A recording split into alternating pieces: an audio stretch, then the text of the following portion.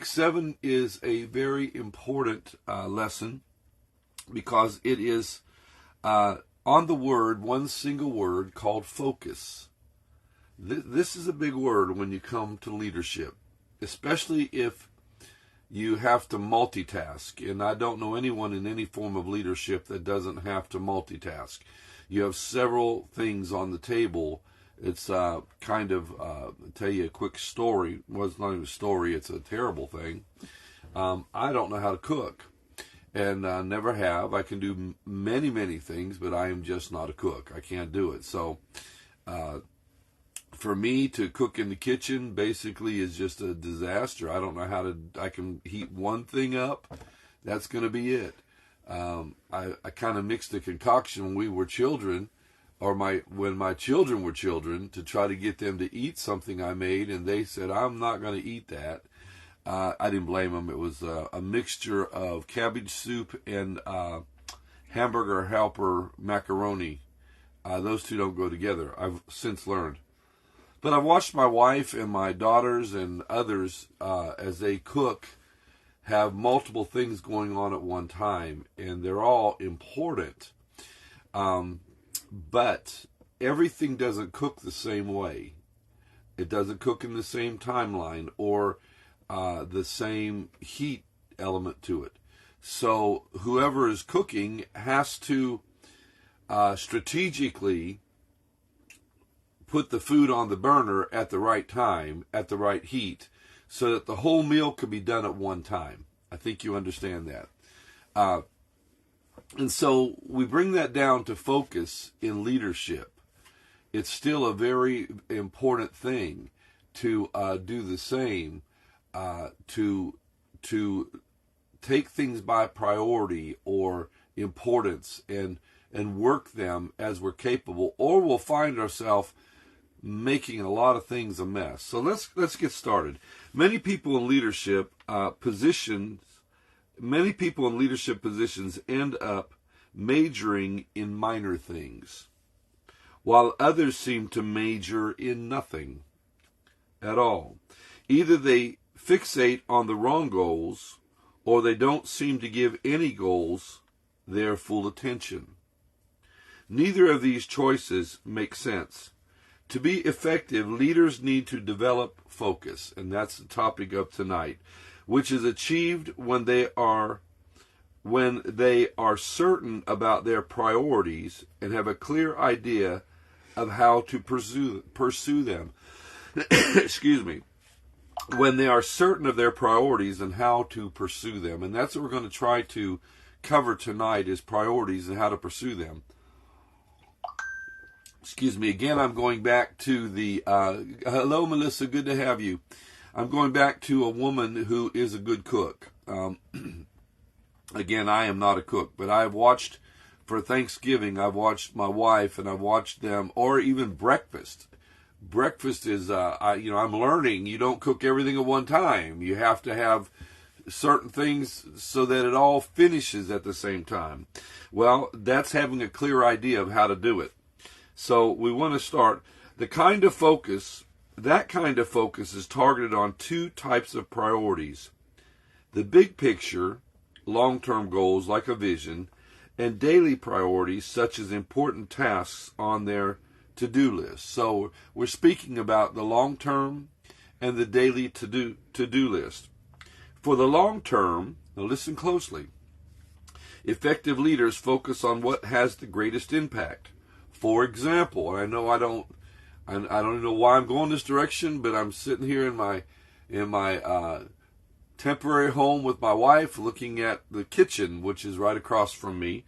So I'll say this. The long term, I'm going to try to bring this real simple. A couple of days before Thanksgiving, my wife always brings out the turkey so it can start thawing out.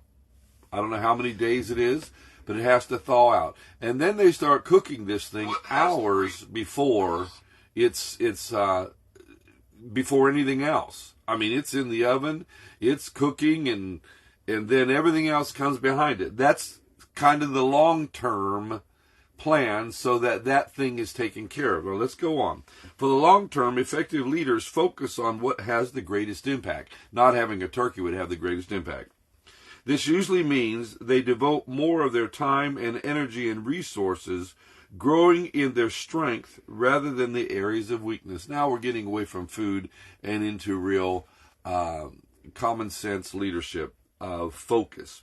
Obviously, every leader needs to give some attention to getting better at tasks that they're not good at, but that should not be their primary focus. Listen closely. Leaders often benefit most from delegating tasks in the area of their weakness rather than trying to master them.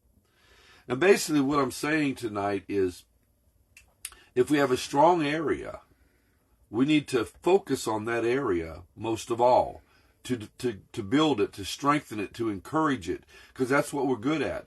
And the areas of our weakness don't need to take the priority away. They don't need to become the main focus. Oh, I'm so busy trying to work on my weaknesses that I let my strengths just sit over here by themselves. We work our strength and we're willing to grow in the weak areas, but if we need those weak areas done or moving, then it's good to find somebody that's strong in those areas to take care of it for us. Or we'll find ourselves being pulled like that, what's that, those rubber toys when we were a kid, the stretchy things, Armstrong or whatever it was, you'd pull the arms and the legs and the head and stretch it all to pieces. And when I was a kid and when my children and grandchildren, I've watched them stretch Armstrong. That's what it was back then. They would just stretch this thing to pieces. And sometimes you and I feel like that if we're trying to do everything instead of focusing on what we're good at and then getting others to help us in those areas. I hope you're getting this. Leaders often benefit most from delegating tasks in their areas of weakness rather than trying to master them. As for the day-to-day, now we're talking about the long term. I want to go back and read that again. The long-term effective leader focuses on what has the greatest impact. This usually means they devote more of their time and energy and resources to growing in their strength rather than their area of weakness. Obviously, every leader needs to give some attention to getting better at the tasks that they're not good at, but that should not be their primary focus. Leaders often benefit most from delegating tasks in their areas of weakness rather than trying to master them. I'll give you another example of that. If I'm trying to make something for the copy machine, that's not something I'm strong at. I'll spend 30, 40 minutes, an hour trying to figure this thing out and getting aggravated, and I can't focus on what I need to focus because I'm focusing on an area that is not an expertise for me. So I'll get a hold of my wife or somebody else that has the ability, and bam, they take care of it. Or Sarah's on here, I could be trying to do some videos or something. I could spend 2-3 days trying to figure that out, and I'm neglecting other areas where my strengths are, when I can ask Sarah or ask Tammy or somebody else to take care of these things. They're good at it, and then eventually I do need to learn these things. But if it's my weak point, I don't need to let that weak point draw away from my strong point. As for the day-to-day priorities, effective leaders resist the oppression push of urgency. We must resist the oppression push of urgency, or the word there is tyranny. But that refers to government, but it still works because it's a forced area. And when things become urgent, and I'm going to say this very strongly, is this takes age, this takes some maturity, this takes growth. When I was young, every issue that somebody had became major inside my life. Every homeless person, every hungry person, every issue between people in a church, it begins to consume a young pastor. If you're running a business, every issue becomes major to you because you just take it to heart. somewhere in there, we have to realize that these things that call themselves urgent, sometimes, not every time, but often, they will draw you away from the area of your strength, and it becomes more of a distraction, and nothing good comes out of it. We can't be so quick to jump into the urgent things. Now, let me try to clarify that. Someone's got an issue and they're sick and they need your help. Dive in, be there, like that. Someone breaks down on the side of the road and, you're on the other side of the world. It may not be the smartest thing to say, I'll come right now. It may be the smarter thing to say, let me think about it and see what I can do, and then get some help there. Today, my son-in-law, the radiator in his truck blew up an hour away. And so he called me up, and he was talking to me about how to get help, and he had a plan for his wife to come, Mandy, but she needed my truck. And then Tammy needed her car, and I needed my truck. And my Jeep, it wouldn't fit in there, so we're trying to figure this out. And long story short, I could have stopped everything I was doing and run and brought him the radiator. He didn't ask me to, but I could have. That would have been an urgent thing. But I slowed down a minute and said, let me call back. Let's think this out. And Mandy took Tammy's car. We had to clean some stuff out of it, and she ran, and we were still able to keep our timeline on things that we were obligated to do for service in the morning. We had to get the church ready, the children's church ready for the fall festival thing they're doing and all that. So there's a lot of running around we needed to do, and I could have been drawn to the urgency of that, but I had to back off. Sometimes we don't, listen to me leaders, we don't need to run to the urgency of everything if it draws us away from the priority and the strength that we're working in. And I hope you're getting that the way I mean it. There's some urgencies that are emergencies. If it's an emergency, you dive in. Everything stops. You run. I mean, I've done that plenty of times. Nothing's a priority over some emergencies.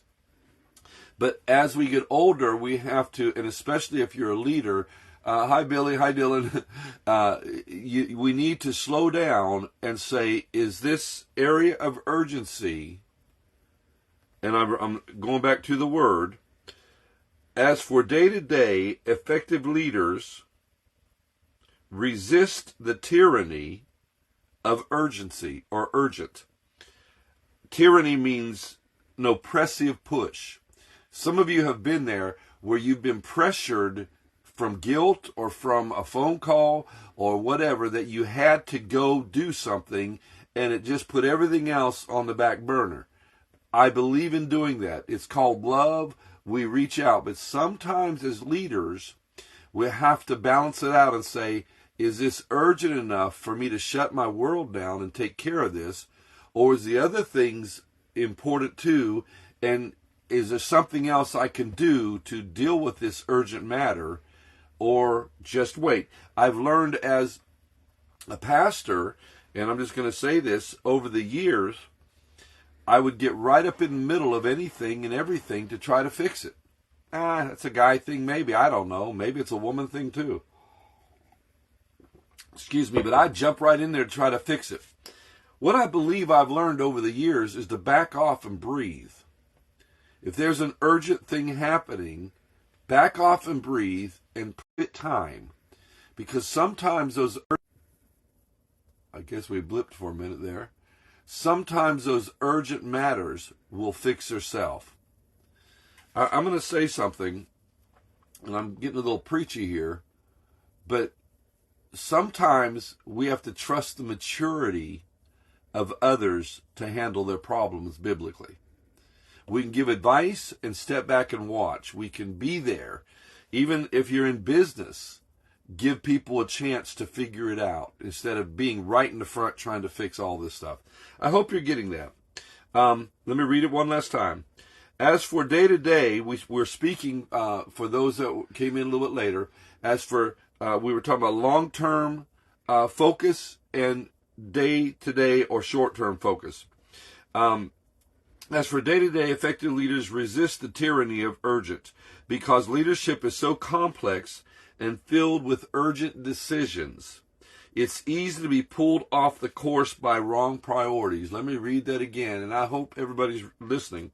As for the day-to-day, effective leaders resist tyranny of the urgent, because leadership is so complex and filled with urgent decision, it's easily to be pulled off the course by wrong priorities.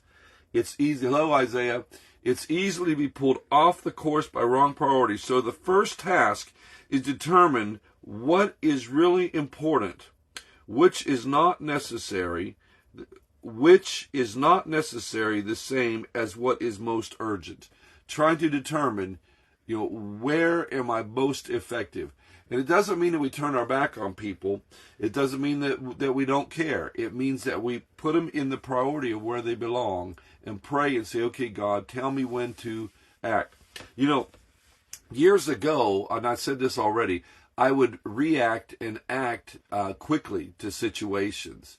That was kind of part of the management skills that I had when I was raised in management. So, that was just what you did. You handled these things.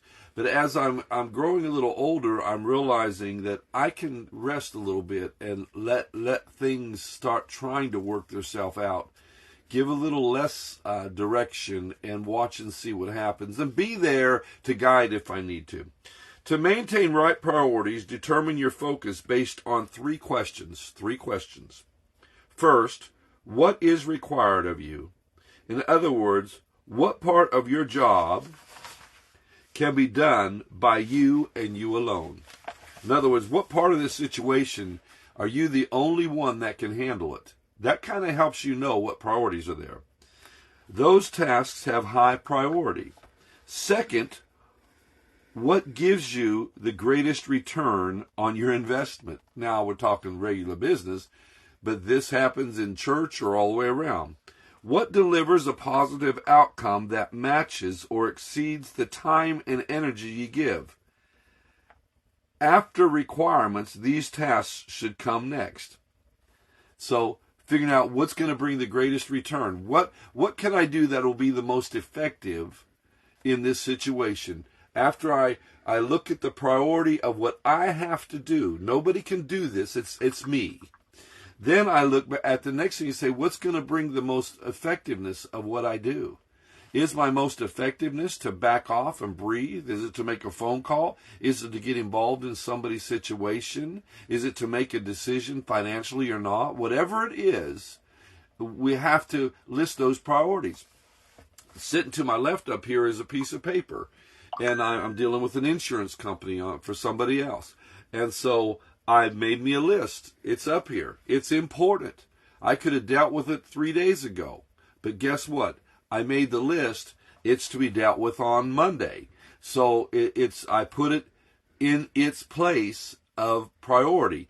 I'm the only one that can do it, but I can do it on Monday. So I don't need to worry about it. I just got it on the list. And I know that's a hard thing to do, but sometimes, Sister Tammy and I used to joke about this, because we have like 3 or 4 worlds we live in. One is our personal world. The second one, and Billy, you understand this, my mother's world. The third one would be the church world. And so all these things encompass us. And so she'll say, you need to take care of this. And I'd say, it's on the list.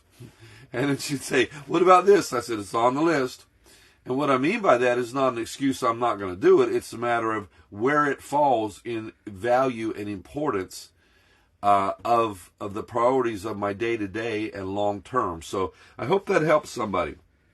Finally, what gives you the greatest reward?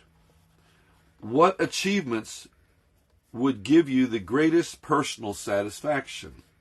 These are probably the tasks that you most want to do. If they are also requirements or high return tasks, you're really on track. And sometimes those things that you want to do, though, you got to set them aside by priorities. It is. Activity is not necessarily, listen to this, Activity is not necessarily accomplishment. Effective leaders work hard to narrow their focus and give their attention to what really matters and has the most long-term impact. So activity, busyness, isn't always an accomplishment. I've been in restaurants, and I'm going to be honest with you, and I don't mean to offend people, but I see sometimes waitresses running around, or waiters, like crazy people, and they're expressing physically how busy they are. They're running here and there, and doing this and doing that, and you're getting kind of bothered by their actions because they're trying to physically show you how hard they're working or something. I don't know what it is. And then you have the other person that's just at a medium level. They're not in a big hurry, but they're not slow. They're professional, they're courteous, and they're getting more done than the person running crazy. Just think about that for a minute.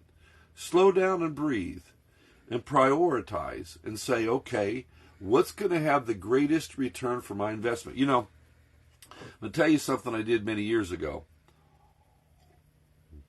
They didn't know, they didn't understand how I was just so good at what I did. I'm just going to brag for a minute on God's wisdom.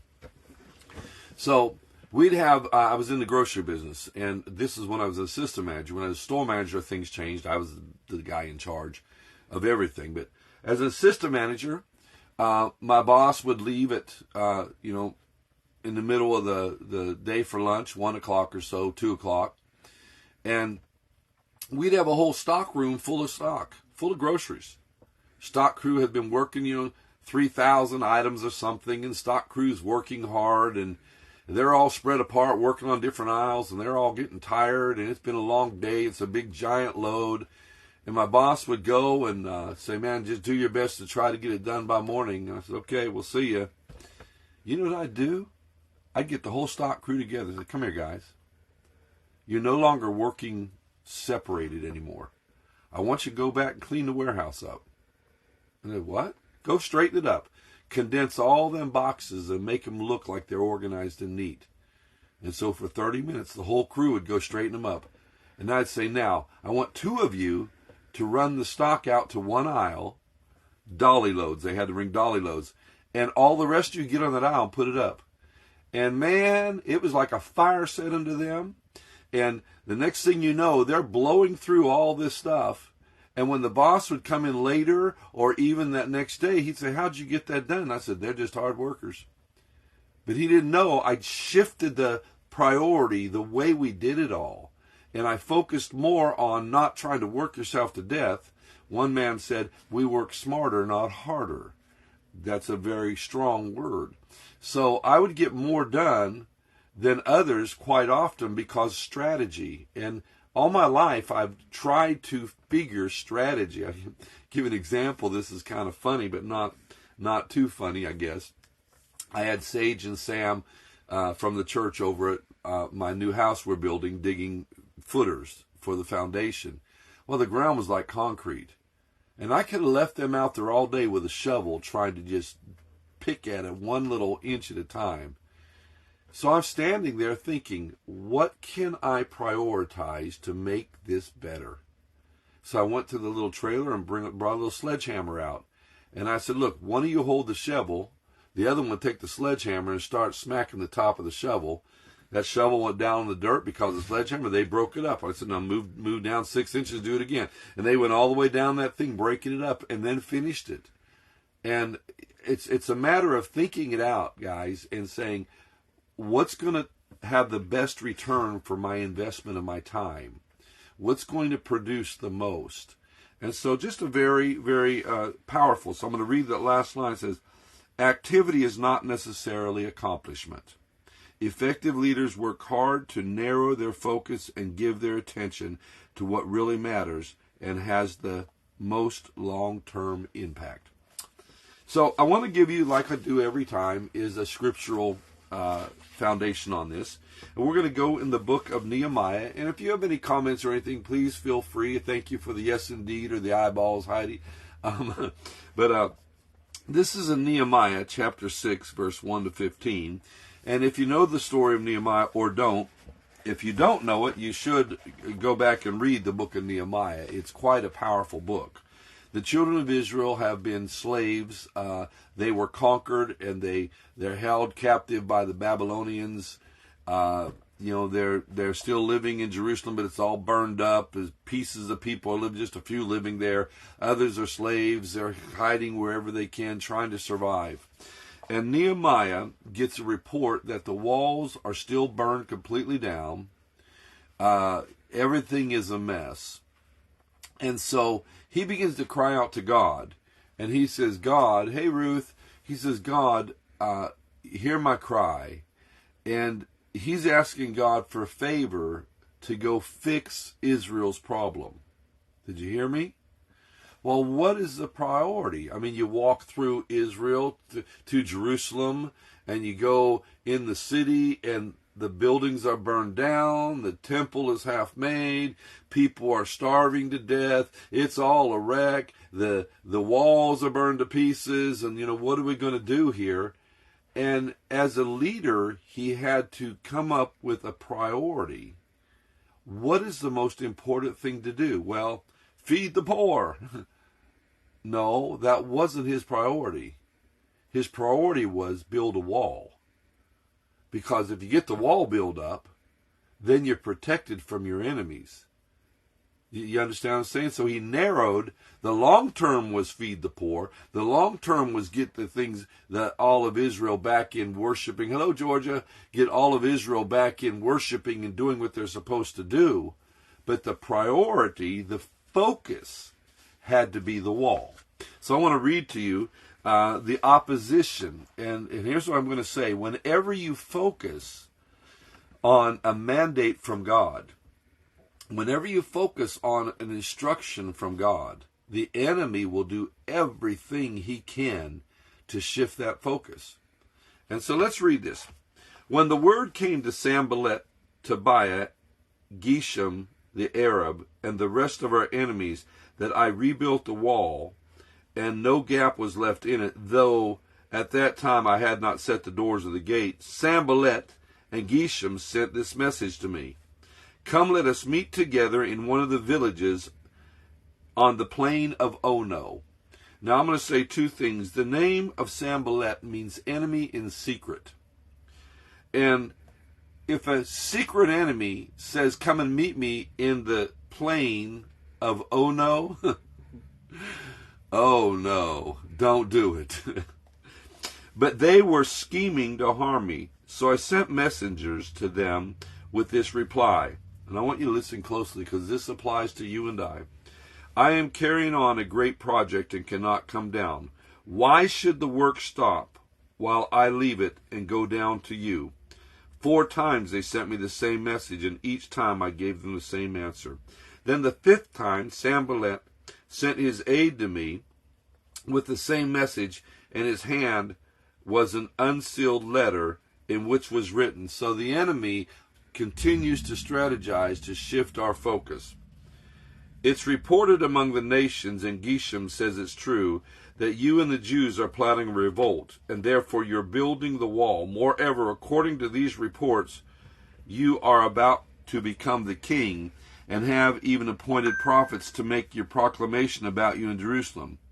There is a king in Judah. Now this report will get back to the king, so let us meet together. I want to say this. As leaders, we often feel like if God gives us instructions and the enemy comes against it, we have to defend ourselves. Let me make this clear. When it's really God, and sometimes it's not. Sometimes it's our thoughts, our emotions, our feelings. We have to learn how to really hear God's voice. I've been in this long enough to know that many people have said for many, many years, God said this. And I'm going to say this, and I don't mean this with any disrespect, but the God that they serve, in many cases, is schizophrenic. He's bipolar. And what I mean by that is he'll say something today and something totally opposite tomorrow. And in those cases, I feel like they didn't hear God, they heard their own thought process. So we really have to spend time with the Lord to be sure that the voice we're hearing is his voice, and that he confirms that through many confirmations. So just keep that in mind. But the enemy, once we know we've heard God and we're running in a specific direction and doing what he says, the enemy will do everything he can to get us to pull away from that area of focus. And Sanballat, the enemy in secret, said, the king, I'm going to tell the king on you. And Nehemiah, they were wanting him to defend himself. So here's my reply. Nothing like that, nothing like what you are saying is happening. You're just making it up in your own head. They were all trying to frighten us, thinking their hands will get too weak for the work and it will not be completed. But I prayed. I love this. But I prayed. Now strengthen my hands, O God. One day I went to the house of Shemaiah, the son of Delaiah. So when he prayed, strengthen our hands, God did. But then as another day, he goes to the house of Shemaiah, the son of Delilah, the son of Metabel, who was shut up in his house. And he said, let us meet in the house of God, in the temple. And let us close the temple doors, because men are coming to kill you. By night they're coming to kill you. Now this is his friend. But I said, should a man like me run away? Or should someone like me go to the temple to save his life? I will not go. And he's not bragging on himself as a person. He's saying, a man like me, I have a calling from God. I have a mandate from God. God has instructed me. So I have to keep my focus, and I'm not going to go hide in some sanctuary. I realized that God had not sent him, but that he had prophesied against me, because Tobiah and Sanballat had hired him. He had been hired to intimidate me so that I would commit a sin by doing this, and then they would give me a bad name to discredit me. He's hiding in the house of God. Remember Tobiah and Sanballat, my God, because of what they have done. Remember also the prophet Noadiah, and how she and the rest of the prophets have been trying to intimidate me. So the wall was completed the 25th day of Elul in 52 days. He kept his focus. I just want to challenge us. Set long-term focus, short-term focus. And those things that come in between, those are urgent. Prioritize them. Ask God, guide me when there's an urgent situation. Jostle your schedule, but don't lose your focus. Run to what you're supposed to take care of, but also strengthen yourself in your areas where you're strong. If we're so busy putting out little fires, we won't be able to take care of the main call of our life. Nehemiah realized, my focus is to build walls. That's what I'm doing. Everything else, whether urgent or not urgent, is set aside. I'll prioritize those as the days go by, but I cannot lose my focus. So I want to encourage you today as a leader, keep your focus. And if you're not sure what it's supposed to be, ask God, say, show me what my focus is. And just go after it and trust him in it. And he may not have anything major for you to do right now, and that's all right. You get up in the morning. I love what the one pastor said. He gets online and he'll say, my commission or my instructions for today are this. And it's just a simple, God's told me to go over here and minister today. Or the one preacher, he would go to the Damascus Road to minister to the men. And he says, my instructions for today, I can change the word, my focus for today is that I'm going to the men's ministry. Everything else, I'll work around that instruction. So I just want to challenge you in your focus. Don't let the enemy pull your eyes to anything. I preached a message several years ago on distractions and the spirit of distractions. The enemy loves to get our eyes focused off of what God has called us to take care of and do. Amen. He doesn't want you to do what you're called to do. He doesn't want me to do it. But be sure that we've heard his voice as well. Amen. Amen. I'm just reading, Billy. This is how I've been feeling for 2 weeks, and Nehemiah is where the Lord led me today. Amen. That's cool when God does that. That happened with somebody else this week too. The Lord brought a scripture, and it was what they had just studied. So God is so good. I want to pray for everybody, and we're just going to hopefully see most of you or some of you tomorrow.